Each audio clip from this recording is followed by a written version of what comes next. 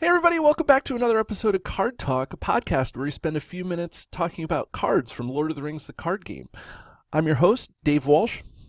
And I'm Grant Thompson, just along for the ride. And today we have a very special guest. We have Ian Martin joining us all the way from California, which may be a little more impressive for Grant than for me, which I'm in New Jersey. Grant though, is in the UK, so this, it's an 8-hour time difference for him. But Ian is part of the Gray Company, but also has a standalone Tales from the Card YouTube. I think it's a YouTube series only. It's not necessarily a blog too.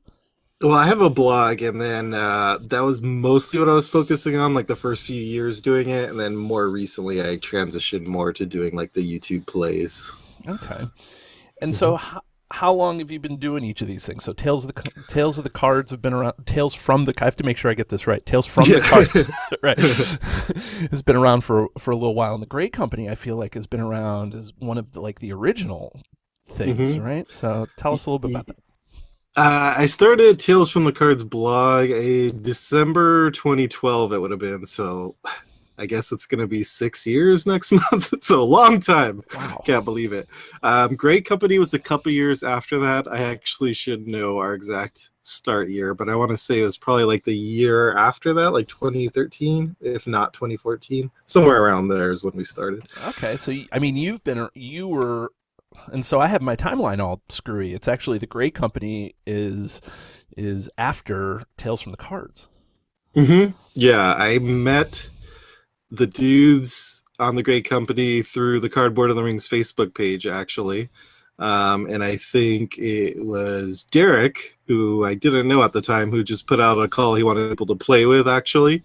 And so myself, him, Dan, also known as Bjorn, and Matthew, we started playing on Octagon together. And then at a certain point, we would, after a game, like spend an hour afterwards talking to each other about the game, as you do. And then we're like, maybe we should just record this and turn it into a podcast if we're spending the time just talking to each other anyway. Right. So that was kind of the genesis of that. Yeah, and lately the Gray Company has been talking a lot about the lore of Middle-earth and the Tolkien stuff. Not necessarily, I mean, I don't want to say not necessarily focusing on the game, but, just a lot about the Middle-earth stuff. Yeah. Yeah, we did. I had this idea around when the Hobbit movies were out that we should have a big special episode just about the Hobbit movies and comparing them to the book and the quests, the Hobbit quests we have in the game.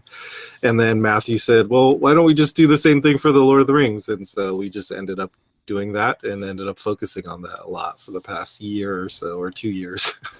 I'm fuzzy on time. Man, so does this mean you've been part of LOTR since the beginning, like since the core set was released? Close to the beginning. So the core set was released, I want to say like April or May 2011, if I have my timeline right.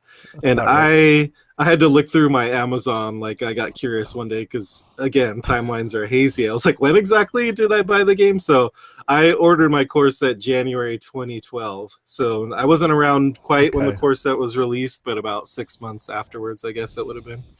Yeah, wow. So, I mean, I think that was before the Khazad-dûm expansion. Yeah. Sorry, not the Khazad-dûm expansion. That's the deluxe box. What's the name of the expansion? Shadows of Mirkwood? No. The expansion, the cycle, the Dwardoff cycle, right? Those old ones. I don't know why they have a different name for the whole cycle, and then I guess I get it, but I don't know. It can be a little confusing sometimes. Yeah.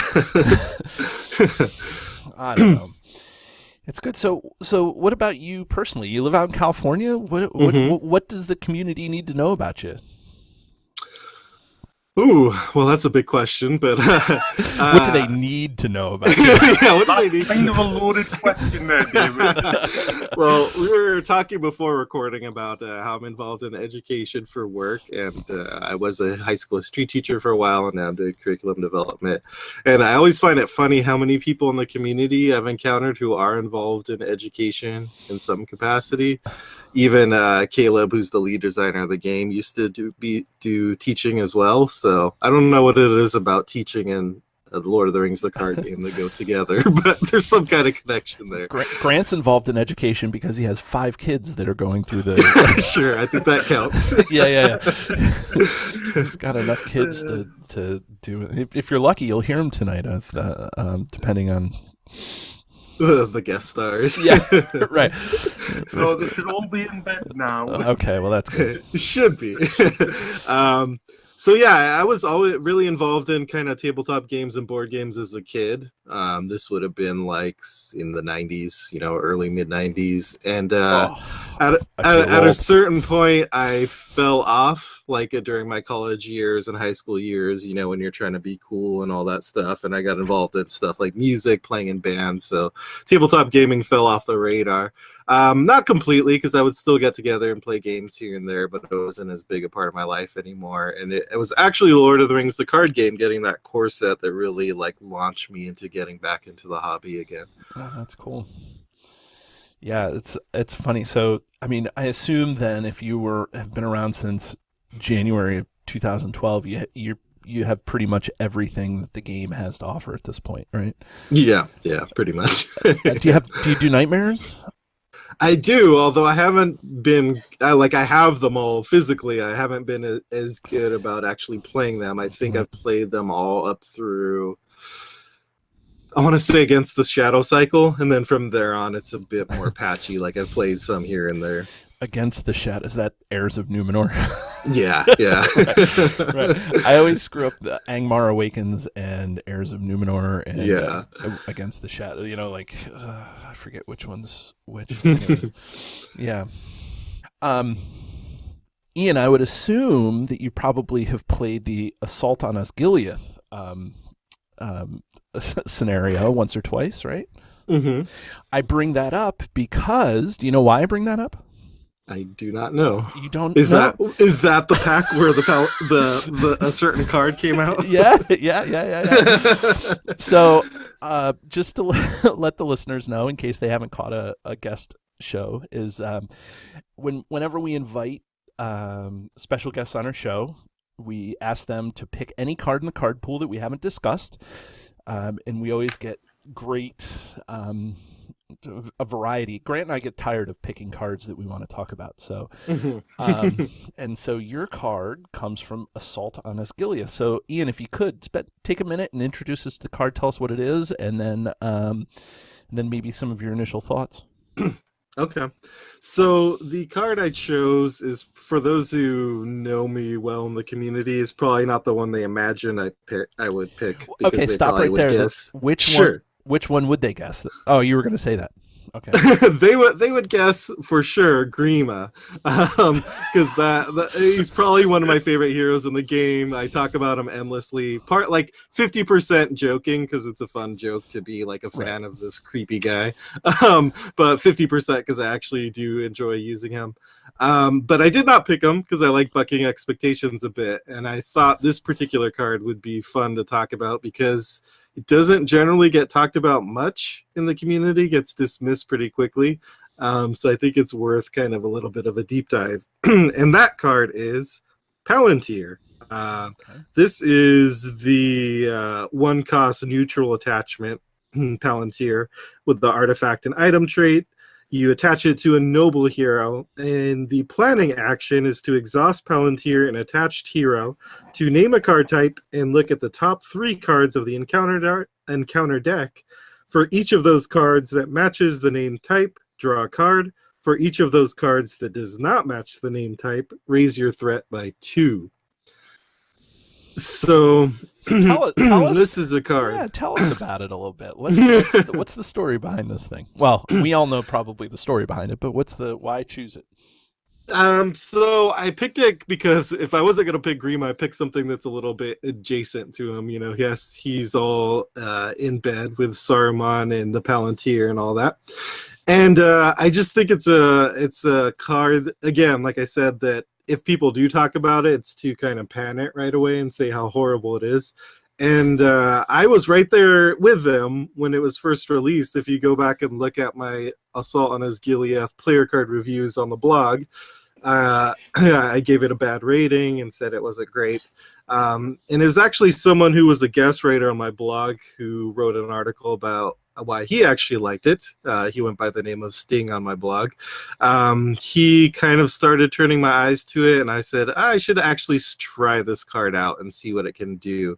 And that's when I started warming up to the card, and I picked it because I think it's kind of a perfect exemplar of like how well this game gets across the theme of a certain item through mechanics. And I think it's just a really interesting card to use because you have to do a lot to make it work for you.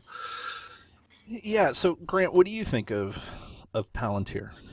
Well, I haven't actually used it. I generally don't like the idea of the Palantir itself by the threat increases, because I generally go into an encounter deck blind. I don't check out the stats of how many locations or treacheries or enemies are going to be in the encounter deck. So for me, this is definitely one of those you have to use if you're teching against a quest and you know exactly down to the fine percentages of, say you've got 50% enemies, 25% locations, and whatever else. That's how you do it. But for me, it's not the way I play. I like the mechanic of it, because yes, it does show you the way of getting across the actually using the Palantir as risk to benefit. Like using it could corrupt you, increasing your threat. But in the same aspect, it's not a card that I can see me using very much, if at all. How about yourself, David? Well, I have to say that I do not use, and I think that at this point, and Ian, you can chime in too if you anytime you want, but I think that outside of an encounter scrying deck, I don't think that people are going to use the Palantir as just kind of a, hey, I need an extra card and let me put it in there. You know, there's too many other good cards now with 8 years of card pool that people are going to use, you know? And so I think in the context of a encounter scrying deck, though, this card is really good for its ability. There's two things that I wanted to point out to people. That first of all, it's a planning action, and that kind of limits the card, and that's a little what do I want to say? That's a little crazy, but I think it's thematic, you know, because I think that that's what the Palantir was helping Sauron and Saruman do, and then you know all the shenanigans going on there. Is like, I think that that's kind of a thematic.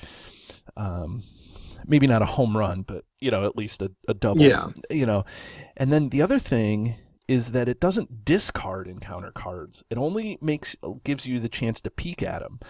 And so knowing what those 3 cards are is, I think, can be very powerful in a scrying deck. And then if you have the 3...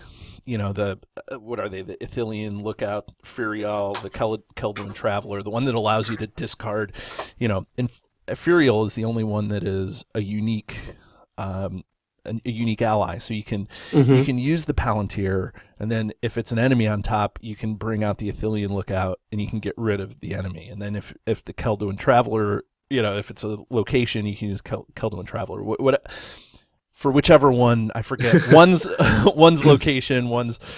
the Keldon Traveler is locations, the Ithilien Lookout is enemies. And Furial, I think, is... I'm not sure. I asked you about how you pronounce it and, for Palantir, but Furial is not an FFG, or is an FFG created name, so I'm actually not sure if you pronounce it Furial, Furial, Furial. Right. What does Furial do, Grant? Once committed to the quest, and you reveal the first encounter card, you can then discard it and basically replace that it's card. just any, and you have to, right. And so, but there's not anything for treachery. I guess that's, no, I think that's basically discards treachery. Right. Yeah. And so, but, the fact that you can only use it in the planning phase, and the fact that, that it doesn't discard, I think are things that are interesting about this card in terms of the game mechanics. But I have to be honest. I'm like Grant. I don't use encounter scrying at all. I'm primarily a solo player. I do have one other guy that we play with, and encounter scrying to me as a deck type is not something that I think is soloable, and I don't think is even the best in terms of a 2-card fellowship.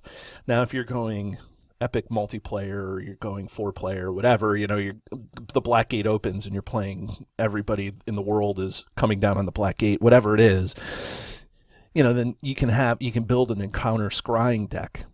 But that said, just because I have not built one doesn't mean it can't be successful. I'm the guy that also said that Outlands was like super disappointing, and then I think the key thing there that really, because I mentioned how I was very negative at the card. I think what switched for me is because initially I was thinking of it more of a card draw card, and I was like, well, this is not great as a card draw effect because there's much better card draw options and you're just raising your threat a ton. So it is, I agree with you that it's all about the scrying, and any draw you get is just a bonus that you definitely don't count on it, and you're not putting it in your deck for that. So the way I've kind of used it is I've mostly used it in solo actually. And there are other other encounter scrying effects in the game, like Hennemarth River Song, right? Which is super powerful. So you mean using Hennemarth with something else, or just Hennemarth all by himself? Just all by himself, that you can just look at the top card. He costs 1, and then you know exactly how much to quest, or an enemy's coming, let me get out a defender, things like that. The reason I like Palantir, the advantage that has is you're looking at the top 3. So what that does for you is, one, it lets you know not just what the card is, but also potential shadow cards. Right. So you can look, and if you can essentially plan out your whole combat phase, the whole turn, and know, okay, an enemy's popping up, and I also know his shadow card, so I know exactly who to defend with. Another thing it helps with is sometimes with someone like Hennemarth River Song, you look at the top card and it has Surge on it. So you're like, great, right. I still don't know anything because it's going to Surge. Right. Well, with Palantir, you actually know the card and what it's going to Surge into. Right. So, and then you look at 3 surges in the row. Surge, surge, and you're like, which can happen. Nate French, why did you do that? Right. Right. Is it possible to whiff on a Palantir? So essentially it lets you plan out, the power it gives you can't do anything with it. Like you mentioned, you can't discard it unless you pair it with another card that lets you discard something.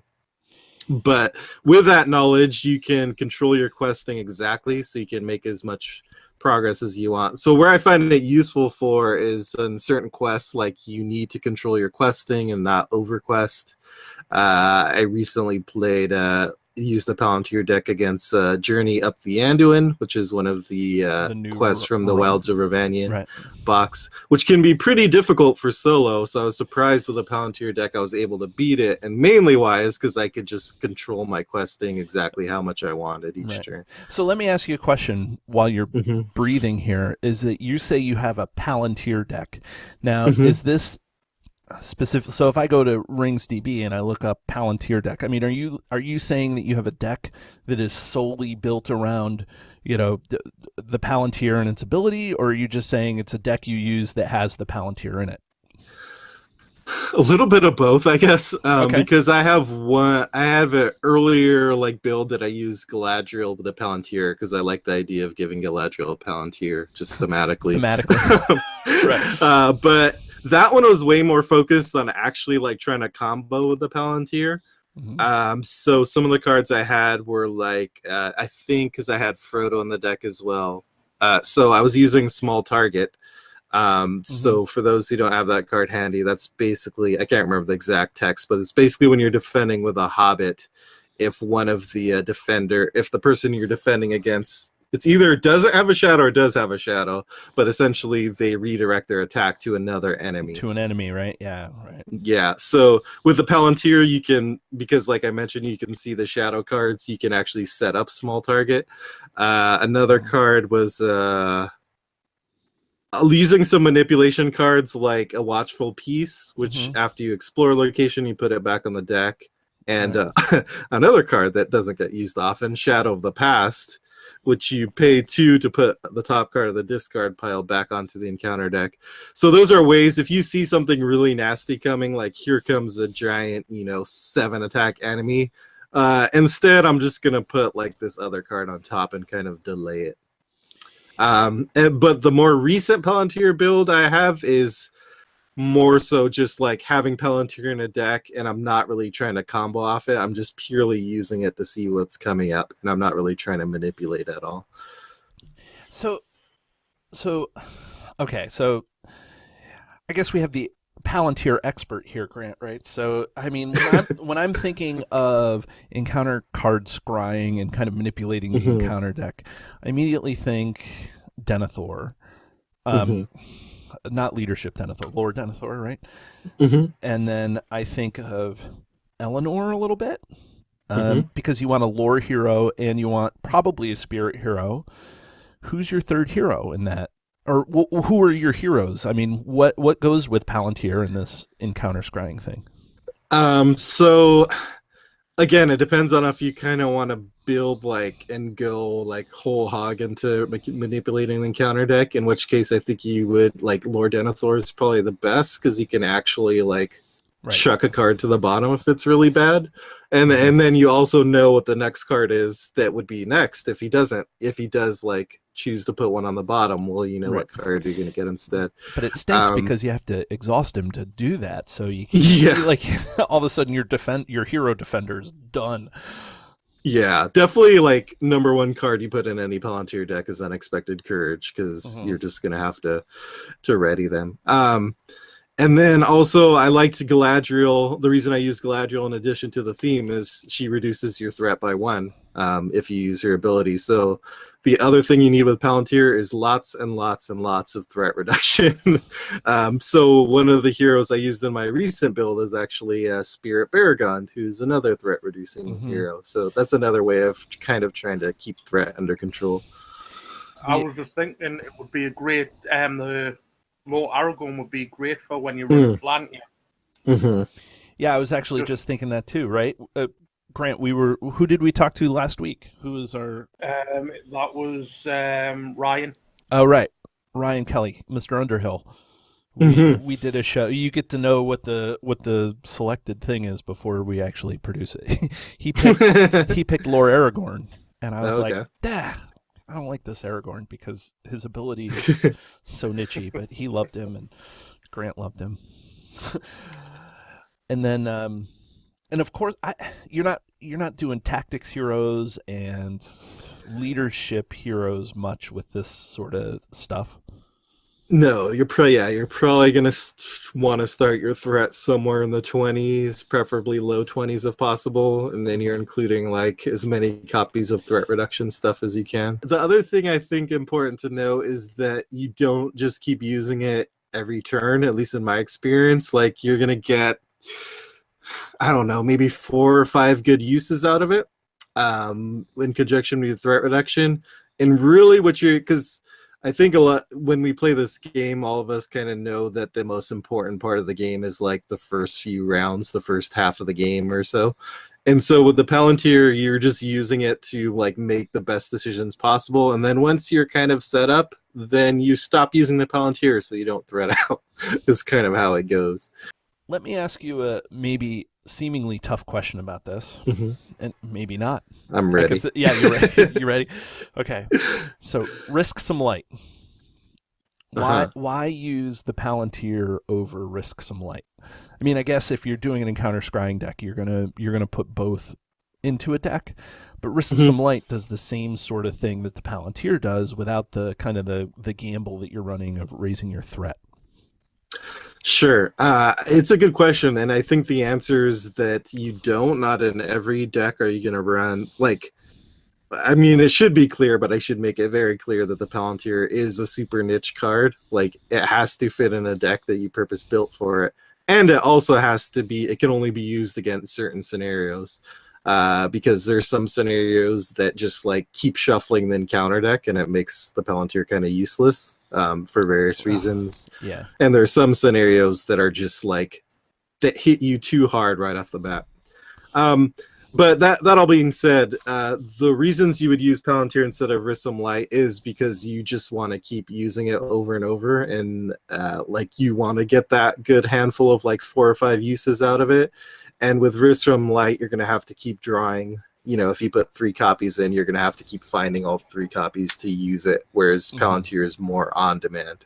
Of course, you have to pay for that and making room in your deck to include a boatload of threat reduction, but that's basically the argument. Yeah, and I guess you know, Risk Some Light costs 3, and secrecy it has a secrecy of 3, so it would be free if you're in secrecy, but you know, and that 3 cost could be detrimental in a lot of ways. Yeah.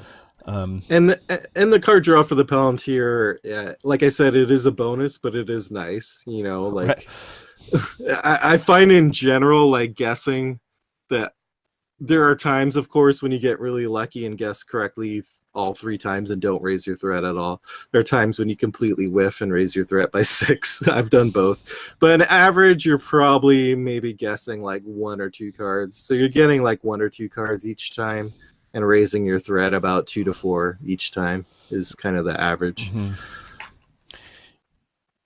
Now, you just said something to me that made me think, and this is literally because you said sometimes you name a card and you miss all 3 times. Like, yeah, you don't name a card after every time you draw one, right? You name a card type and then you draw 3 cards. Yes. So okay. I find in general, like it's kind of this weird little mini game, like doing the guesswork. So generally, your best bet is to guess enemy or location, I think, because most encounter decks like treacheries are a little bit lower percentage, I think, compared to enemies and locations. But then there's also kind of the game of like, okay, I've seen like 5 enemies so far in 2 locations, so maybe I should guess location because there's got to be more in the encounter deck. So it just turns into this weird mini game. Yeah, it's like messing with your mind. If you're playing Hunt for Gollum, though, you're always going to guess location, right? Like, yeah. Or Hills of Emmenmeal. Right. Well, the ring south, that's got quite a location one as well. Yeah. Right. The other thing, too, is like, 'cause say you guessed with Palantir, you've seen the top 3 cards. The next turn, you can do it again, and if, like, you got lucky enough that 2 of the cards were locations coming up, you can do the Palantir again, and you know you're going to guess at least 2 of them correctly. So it gives you like a better chance of guessing correctly on your next Palantir use, potentially. So this card maybe not is solely relegated to the encounter scrying. You know, like, I mean,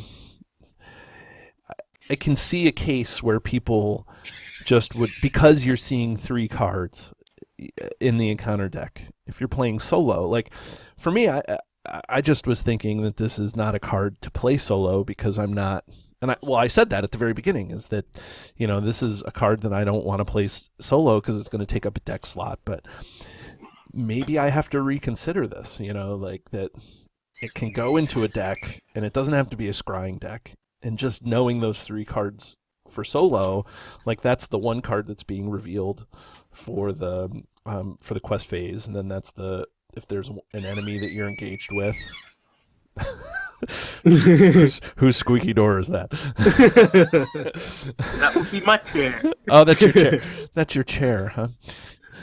Like maybe that's a really powerful. Like maybe I've given this not enough thought here. Yeah, and it is also like the shadow card aspect is also nice, but the planning aspect is nice. And I don't just mean the planning phase, but the fact that Right. because you know the 3 cards coming up, you can kind of plan out your next few turns and say, well, I don't need to spend my resources on this like defender ally because there are no enemies coming up. Instead, I'm going to put out a quester, and the next turn I'm going to put out this card. So having that knowledge in solo of what the next 3 turns are, if none of them are shadow cards, that is, lets you kind of have perfect planning, basically. I'm guessing probably either 1 player or 3 players kind of the sweet spot for the Palantir, because solo is the reasons we talked about. 3 player, because you'd see exactly the 3 card stagings is going to be. 4 player gets a little wonky because then you have 1 card that you're just not seeing, so it kind of defeats the purpose. And 2 player is fine, but it's just like it's kind of grief mode. You can play 4th player. Fourth player, you don't know. We don't know what your card is. Right. Always, you're only using it every 4th turn to put the 4th player in grief mode. Well, you said that would be a trick David would use. No, I never try to grief anybody. I haven't mentioned, though, people always tell me this about the Palantir. I haven't tried it, that it's potentially good for sailing test, too, because you could see what the sailing icons are that are coming up. Absolutely. That is really good. And I like the idea of being able to micromanage your questing. It seems to be that's the one part of the game which historically has been really hit or miss and the most variable, is that questing, cards coming off the deck, being able to kind of predict that. It's becoming a little more predictable kind of with the Woodman, that sort of location encounter control with the Woodman, but it's not, but ultimately I guess that's part of the game mechanic is you want the encounter deck to always kind of be randomized and make it as exciting as possible. Yeah, I mean that's its power really, is that unpredictability, because if you knew always, then like the game wouldn't have caught on because it'd be kind of boring. Like you just know exactly what to play and how many to quest. I guess that's the reason why the Palantir is so harshly balanced to raise your threat by so much, because it's so powerful, that effect that it needs to be. And 2, I think the reason it's still fun for me to play, even though it takes some of that predictability away, is because then you are kind of playing this other game of managing your threat and how to like deal with these cards that are coming. So it's a little bit of kind of making up for taking away that unpredictability. Does anybody have anything else to talk about in terms of just the Palantir, not the Palantir of Orthanc or it's the Seeing Stone or what about the card of interest here? Do we have anything else that we need to say? I'm all good, mate. Yeah, I think I covered my main points. I think. Yeah. Right. You'll remember something and you'll be like, oh. Yeah, always. All right. Well, Grant, what do you think? Should we ring this guy? Let's ring it. Okay. So, Ian, we'll give you the choice. Do you want to go first or last or in the middle? Where do you want to go? I think I'll go snugly in the middle. Okay. And then, so, Grant, I'll let you go first then, unless you want me to go first. I'm easy, mate. Whatever you like. Okay. So, Grant, you know how this works. We have a system. We from 1 to 10, where 1 is the one ring or the one card to rule them all, and 10 rings is the worst card in the deck. What do you think of Palantir? Well, I like the idea that it's thematic. It's not a card I generally use because I generally play 2-player. So I'm going to give it a 7 rings. Short and sweet. Ian. I think to preface my ring rating, Feel free. Again, one of the main reasons I picked this card is because it's so interesting to me to discuss and use, and in the right deck, it can be powerful. But the number of decks and quests it can go against and is, a handful, or more than a handful, but it's definitely not every quest and deck that can work in. So for that reason, I give it a rating of 5 rings, because I think it's like, it represents its niche status that you have to really, it's extremely powerful, like one of the most powerful effects in the game, which pulls it towards the 1 ring side, but because you have to build for it so heavily, I think that pulls it towards the 10 side, so that puts it smack dab in the middle for me at 5. Oh, when I asked you if you wanted to ring it, you said snugly in the middle, so maybe that yeah. I think it's very fitting. Foreshadowing or something. Anyways. For me, I have to say that I think that, Ian, you brought some good points that I hadn't thought about this card, especially playing solo. I still stand behind the fact that it's probably a niche-y card. Maybe not as niche-y as I once thought an hour ago, but but I think that the fact that it is niche-y in terms of what it does, and kind of to maximize its strength, you want to build around it more than you would. It's not like a feint, a card that you can use in just about any deck that has a tactics hero or access to tactics, and I think that niche is not as small as I initially thought. So I was originally, and this is the first time. So Grant, you can mark this in the book. When I originally was going to do this, I kind of have an idea when I do episodes. I say that I have a ring rating in my head that I'm like, this is what it's going to do, and I typically don't change my ring rating no matter what and how we talk about it. But Ian, you have opened up. You have actually shown me that this card is less niche-y than I originally thought, because even at the beginning I said that this is not good single player, and now I can see some of that.